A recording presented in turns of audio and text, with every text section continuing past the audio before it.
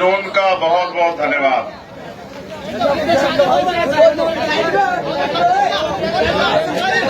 आज सीकर की धरती पे भारत के पूर्व प्रधानमंत्री, किसान, कमेरों, गरीबों के नेता, एक युग पुरुष जिनको जितना जाना जाए, जितना पढ़ा जाए कम है, सीखने के लिए समंदर से भी ज्यादा गहरा एक ऐसा आदर्श व्यक्तित्व कि अगर खुद में खोजने लगे तो उनके सामने बोने साबित हो जाओ। चौधरी चरण सिंह जी की जयंती पर ये जो विशाल किसान सम्मेलन बुलाया गया है, यहां पहुंचे सभी सम्मानित बहनें, भाई, माताएं, नौजवान साथी, बुजुर्ग, सबका धन्यवाद करता हूं। मेरे बाईं तरफ उपस्थित राष्ट्रीय लोकदल, आजाद समाज पार्टी, भीम आर्मी के सभी सम्मानित नेता, सदन में लगातार अपनी उपस्थिति से किसान, कमेरे, नौजवानों, बेरोजगारों, महिलाओं की आवाज उठाने वाले बड़े भाई जयंत चौधरी जी, पुनः मैं इस विशाल आयोजन पर सीकर की जनता का धन्यवाद करता हूं। साथियों, देश में एक अलग तरह की हवा चल रही है, एक ऐसी हवा जिसके सामने संघर्ष ना करने वाले टिक नहीं पाएंगे। और हमारी पहचान जो है वो संघर्ष है। मैं पूरे रास्ते आपका जोश देख रहा हूं, लेकिन जोश के साथ साथ वो महापुरुष जो सामाजिक परिवर्तन के आंदोलन को इस देश में आगे बढ़ा के गए, होश का प्रयोग करते हुए उनके रास्ते पे हमें चलना है और एक ऐसा भारत बनाना है जो समता, समानता, बंधुत्व, भाईचारे पर आधारित हो, समता मूलक समाज पर आधारित हो। महामानव तथागत बुद्ध से लेके और मान्यवर काशी राम साहब तक जब हम महापुरुषों को पढ़ते हैं, ये तो ऐतिहासिक धरती है राजस्थान की। कुंभाराम आर्य जी को जब हम पढ़ते हैं, अगर मैं नाम लेने की बात करूं तो महाराज सिंह भारती जी, सर छोटू राम, कोतवाल धन सिंह गुर्जर, शहीद आजम सरदार भगत सिंह, राष्ट्रपिता ज्योतिबा फूले, साहू जी महाराज, महामना रामसूर वर्मा, बाबू जगदेव प्रसाद कुशवाहा, जननायक कपूरी ठाकुर, और फिर जिनके बारे में मैंने जिक्र किया, बाबा साहब अम्बेडकर और सर छोटू राम के साथ साथ उस आंदोलन को आगे बढ़ाने वाले और अपने आदर्शों से राजनीति को एक नया विराम देने वाले चौधरी चरण सिंह जी को उनकी जयंती पर बार-बार नमन। मैं, क्योंकि भारत में जाति व्यवस्था है और जाति के आधार पर लोगों ने महापुरुष चुने, क्योंकि मैं तो नौजवान व्यक्ति हूं, तो पढ़ पढ़ के आदर्शों को देख देख के जो अच्छाई है उनको ढूंढ रहा हूं। मैं पूरी जिम्मेदारी से कह रहा हूं, मैं झूठ नहीं बोलता हूं। जब मैंने चौधरी चरण सिंह जी को पढ़ा तो मुझे एहसास हुआ कि व्यक्तित्व कैसा होता है। ऐसा व्यक्तित्व, उनके किस्से पढ़े, उनका नारा पढ़ा, जाति पाति तोड़ दो, तिलक दहेज छोड़ दो। आजकल के नेता हिम्मत नहीं कर पाते हैं नारे लगाने के लिए। सामाजिक बुराइयां, गैर बराबरी, कुरीतियों के खिलाफ बीकेडी के बाद उन्होंने बनाई दलित, मजदूर, किसान, यानी कि जो वंचित तबका है, उनके हक अधिकार की लड़ाई लड़ने के लिए। और उनके किस्से कितने महान। मैं 23 तारीख को जयंत चौधरी जी के साथ आने वाला था, किन्हीं कारणों से नहीं आ पाया, लेकिन जब मैं उनको पढ़ रहा था चौधरी साहब के जीवन को, जयंत भाई, उनका एक किस्सा मैंने पढ़ा कि उनके किसान साथियों ने उनसे तकलीफ जाहिर की कि पुलिस के लोग घूस बहुत लेते हैं। वो किस तरह से अपनी बैलगाड़ियां लेके जाए, उन्होंने शिकायत की। आज का नेता होता तो किसी विधायक को भेज देता, किसी जिलाध्यक्ष को भेज देता। और मैंने किस्सा पढ़ा कि चौधरी साहब खुद चले गए और जाके उनके बीच में और उनसे कहा कि मेरी रिपोर्ट लिखो। उन्होंने कहा बाबा रिपोर्ट नहीं लिखी जाती। तो कहा कि जब जाने लगे तो एक पुलिस वाले साहब बोले कि साहब कुछ ले दे दो तो शायद रिपोर्ट लिख जाए। भारत में तो आज भी यही हो रहा है। तो जब एप्लीकेशन लिखी और कहा गया कि नाम लिख दो, तो जब मोहर लगी, चौधरी चरण सिंह तो पूरे थाने को पता लगा कि देश के प्रधानमंत्री का।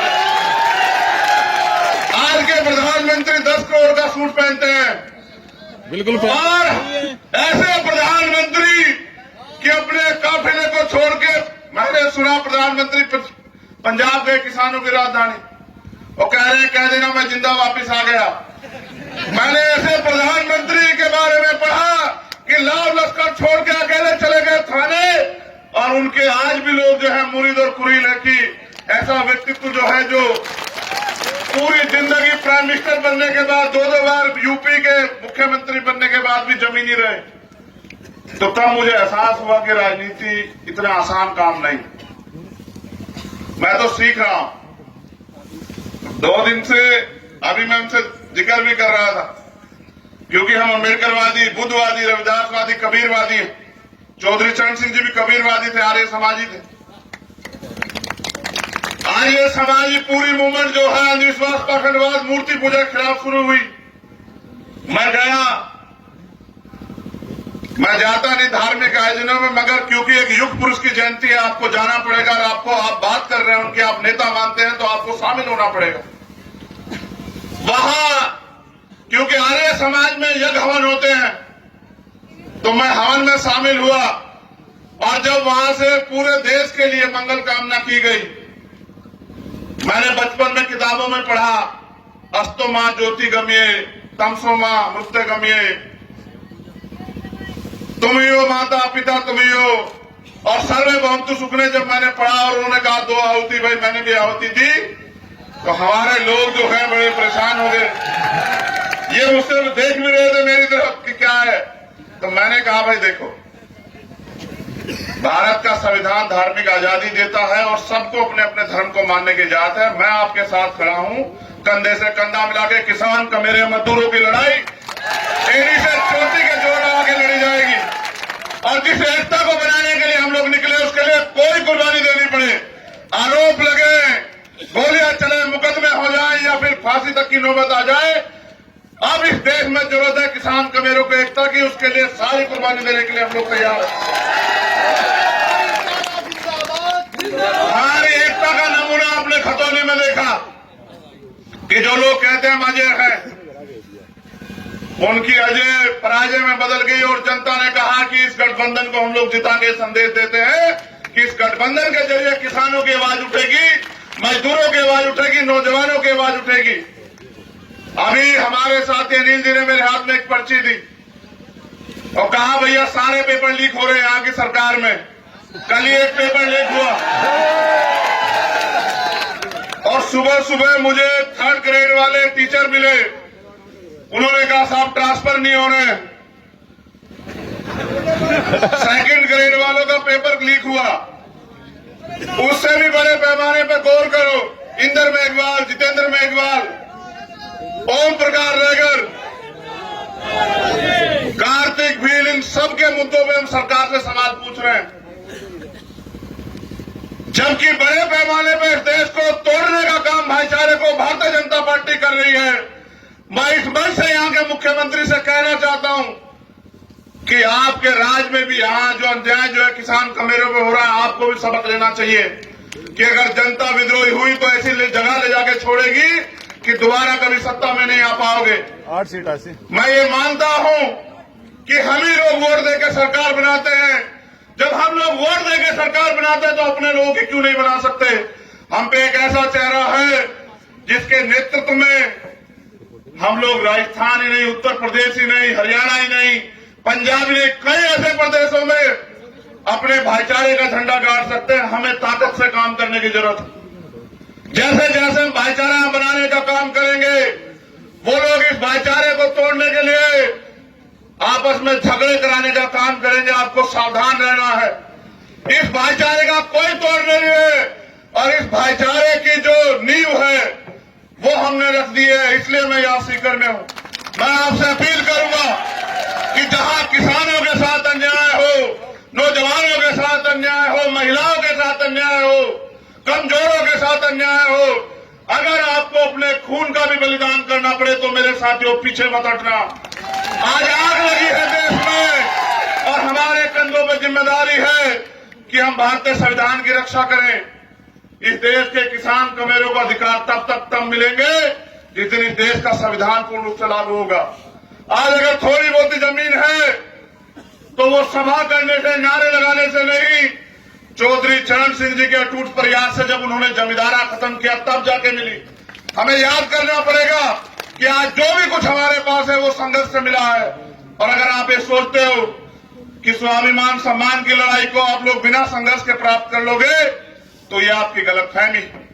राजस्थान हो या प्रदेश, देश का कोई भी सूबा या केंद्र की सरकार हो, आज नौजवान बेरोजगारी से त्रस्त है, महिलाएं अन्य अत्याचार से त्रस्त है, किसान उसकी फसल के दाम नहीं मिल रहे हैं, उसकी फसल प्राकृतिक मार का सामना करना पड़ती है, फिर पशु खड़े हैं, तमाम तरह से चारों तरफ से अंधकार छाया हुआ है।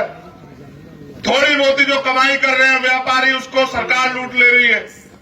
ऐसे समय में हमें गांव-गांव निकल के भाईचारा बना के इस एकता को मजबूत करने की जरूरत है।